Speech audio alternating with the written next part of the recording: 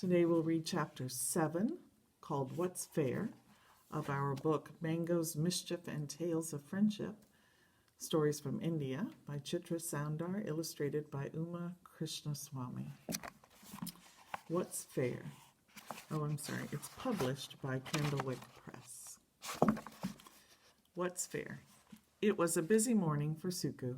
He had agreed to help out in the fields before going to his classes with Prince Veera. Suku's cousin and some neighbors were working alongside him. Everyone usually joked and laughed as they worked. Sometimes they sang too, but this morning they were talking about the guard who stood outside the king's court. Suku inched closer to listen. "He will take half of everything you would get," said one woman. "Really? Does the king know?" asked the other. "No one dares to complain about the king's guard to the king," said the first woman. "How do you know it's true?" asked the second. "My brother went to see the king and was given 10 silver pieces to build a new hut," said the first woman. "The guard took 5 of those. My brother has hardly anything left to finish building the hut now." "That's terrible," said the second woman. Suku agreed it was terrible. How could a king's guard be dishonest and corrupt? He had to tell Veera at once. That day after classes, as they munched on spicy puffed rice, Suku told Veera about the conversation he had overheard. Veera, too, was upset. It was his father's court, after all. He had to do something about it. "That's the new guard," said Veera. "He was appointed only a few days ago." "New or old," said Suku. "He's not supposed to take anything from the people." "Maybe we should tell father," said Veera. "We've no proof," said Suku. "Then what should we do?" asked Veera. "We need to put this right. Maybe we should catch him red-handed." Suku paused and thought for a moment. "I've got a plan." Veera listened as Suku outlined his idea. "That might work," said Veera. "Let's hope father doesn't give the game away." Veera quickly changed out of his expensive clothes and put on ordinary ones. He did this often when he and Suku visited markets in the village square. This time they were going to the royal court, pretending to be poor. At the entrance there was a line. They watched the guard as he talked to each person before they entered the big hall, where the court was held. "Do you think he's discussing his share?" asked Veera. "Maybe," said Suku, "or talking about the weather." Veera chuckled. "For his sake, let's hope it's the weather." The line moved slowly. Finally, it was Veera's turn. "What do you want?" asked the guard. As he was new, he hadn't recognized the prince, and he didn't know Suku. "If you want me to let you in," said the guard, "you must promise to give me half of what the king gives you." "But," said Veera, "that's unfair." "Standing here all day is unfair," said the guard. "You give me my share, or I won't let you in." "Please let us in," said Suku. "We promise to give you half of everything we get." "Clever boy," said the guard as he opened the door. King Bhima sat up on his throne in surprise when he saw Veera and Suku enter, but he didn't say anything. Veera always had a reason for doing the things he did. "State your case," said the usher. "Your Majesty," said Veera, "we want to learn horseback riding lessons and become soldiers, but we cannot afford to pay for the riding lessons." "Veera can ride like the wind, and so can Suku," thought the king. "What are these boys playing at?" "We want to train in your stables, Your Majesty," said Suku. "You want to train at the royal stables?" asked the king, playing along. "My stable is not a free school." "But we don't have any money," said Veera, "and no one else would teach us." "Nothing comes for free," said the king.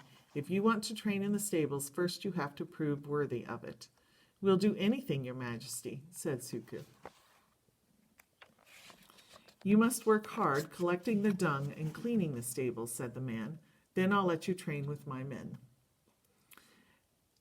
"That's so kind of you, Your Majesty," said Veera. "There is just one more request." "What's that?" asked the king. This was getting stranger by the minute. "You have to let your guard come with us too," said Veera. "Why?"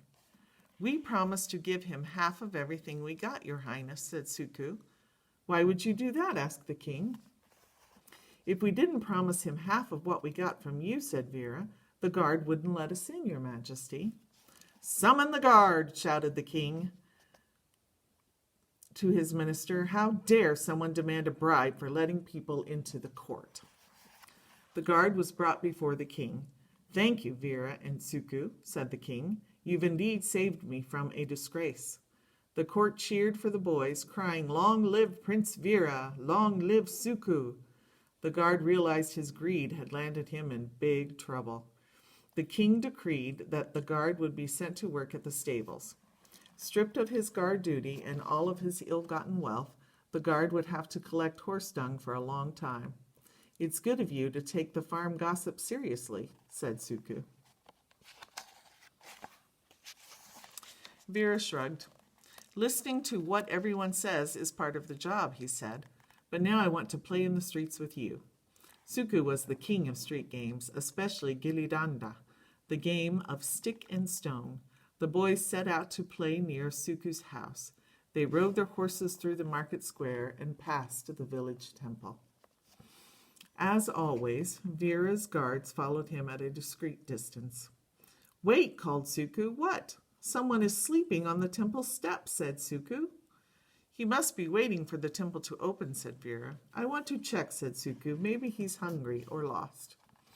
Vera followed him. The man had a tattered shawl draped over him and a dirty yellow cloth bag under his head. "I think he's homeless," said Suku. "But," Vera hesitated, "I thought we provided homes to all homeless people." "Perhaps he has come from another town looking for work."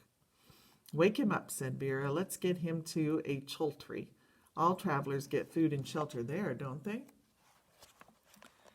The guard woke the sleeping man. As soon as he opened his eyes and saw the guards, he tried to bolt. "Don't be afraid," said Prince Vera. "We mean no harm." "We just want to help." "No one can help me," said the man, covering his face with a towel. "Please let me go." Prince Vera gestured to his guards to wait on the street. "Now that it's just the two of us boys," said Suku, "tell us why you're sleeping on the temple steps." "My name is Kalu," said the man. "I've been running from one place to another ever since I escaped." "Escaped from where?" asked Vera. "From Shetlapa," said Kalu, "from King Athi's men." "Why," said Suku, "did you commit a crime?" "My crime was a tickly nose," said Kalu. "All I did was sneeze at the wrong time." Prince Vera was intrigued. What was this man's problem? How could a sneeze incur the wrath of King Athi? Suku signaled to Vera to step aside. "If he's running away from royal punishment," said Suku, "your duty is to return him to King Athi of Shetalapa." "But King Athi could invade your kingdom if you give shelter to one of his prisoners," said Suku. "But, Vera, this is not a Giliganda," warned Suku. "You have to follow the royal charters. Of all of the kingdoms around you otherwise, or you'll put your own kingdom in danger." But Vera wanted to find out more. How could sneezing be a crime? "My dear Kalu," said Vera, "tell us what happened." "I worked for King Athi, looking after his royal attire and his chambers," explained Kalu. "We were invited to his wedding." "Did you steal anything?" asked Suku. "Of course not," said Kalu. "I did the one thing that King Athi couldn't forgive." "Did you eat his wedding cake?" Kalu smiled sadly. "Maybe even that would not have caused my troubles," he said. "I sneezed just at the moment King Athi tied the sacred knot of marriage." "What?" Suku gasped. "That was so inauspicious." "Of course it was," said Kalu. "At least for me. King Athi thought it signaled an unhappy marriage and ordered his men to put me to death."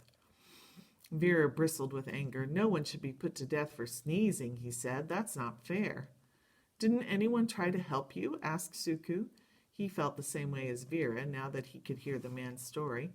How could they send him back to King Athi, who had been so rash and selfish?